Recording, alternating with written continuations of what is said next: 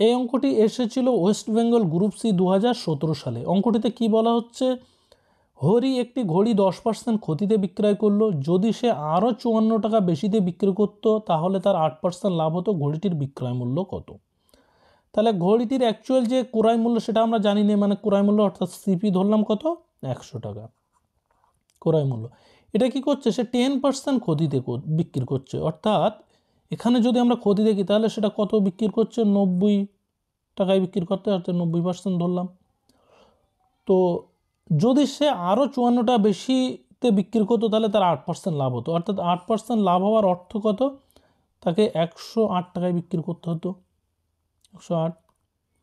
তাহলে এখান থেকে এই যে গ্যাপ, এই যে 90 থেকে 108 এদের যে গ্যাপ কত, 18%-এর গ্যাপ, 18%।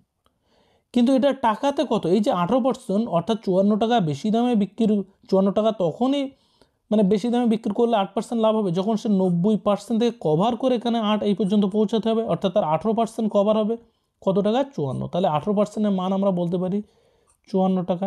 1%-এর মান কত হবে, 3 টাকা।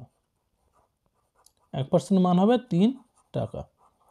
তাহলে সে কি, খুব এখানে উত্তর কি চাইছে যে ঘড়িটির বিক্রয় মূল্য কত। তো ঘড়িটি প্রথমে কি করছিল, এখানে এই 10% ক্ষতিতে বিক্রয় করছিল, অর্থাৎ 90% হবে।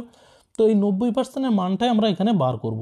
তো হলো 90 গুণ 3, কারণ 1%-এর মান আমরা কত পেলাম, 1% মান পেলাম 3, তাহলে 90-এর মান কত হবে, 3 9 27, অর্থাৎ 270 টাকা হবে। অপশান ডি হবে এর সঠিক উত্তর।